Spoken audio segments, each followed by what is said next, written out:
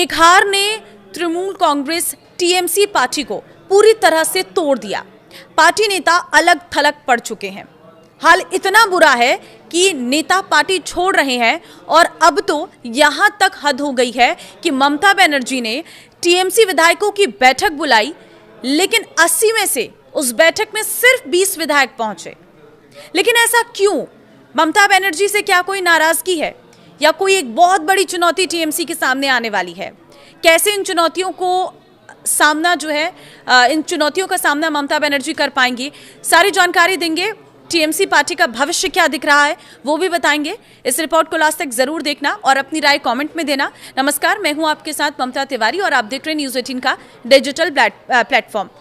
पश्चिम बंगाल विधानसभा चुनाव के रुझानों ने राज्य की राजनीति में बड़े बदलाव के संकेत दिए। पश्चिम बंगाल में जब से टीएमसी की हार हुई है, तब से ही ममता बनर्जी को एक के बाद एक बुरी खबरें मिल रही हैं। पहले उनकी सांसद रही काकोली घोष दस्तीदार ने पार्टी छोड़ी।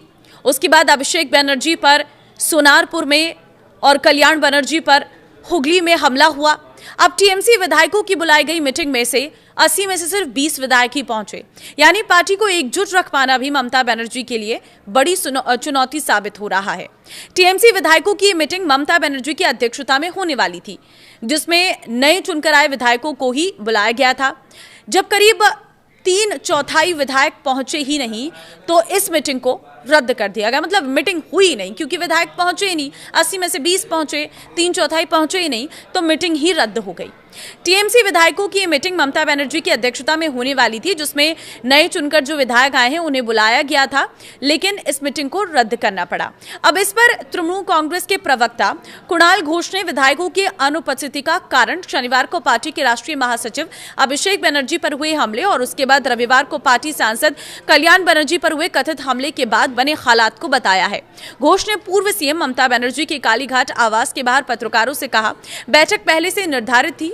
हालांकि हमारे नेताओं पर हुए हमलों के बाद हमारे विधायक जमीनी स्तर पर विरोध प्रदर्शन कर रहे हैं, जिसके चलते हमारे कार्यकर्ताओं पर पुलिस ने कड़ी कार्रवाई की है। उन्होंने कहा कि जो विधायक गैर मौजूद रहे वो गिरफ्तार किए गए कार्यकर्ताओं की मदद करने में लगे हुए हैं। घोष ने कहा कि विधायकों की अपील को देखते हुए तृणमूल विधायक दल ने बैठक को फिलहाल रद्द करने का फैसला किया है। हालांकि लगभग 20 विधायक बैठक स्थल पर पहुंच चुके थे, जो दोपहर 3 बजे शुरू होनी थी। कुणाल घोष ने कहा है कि हम ये बैठक बाद में आयोजित करेंगे, जिसकी जानकारी हमारे विधायकों को विधिवत दे दी जाएगी। हमारे सभी विधायकों ने स्पष्ट कर दिया है कि वे इस कठिन समय में पार्टी के साथ मजबूती से खड़े हैं।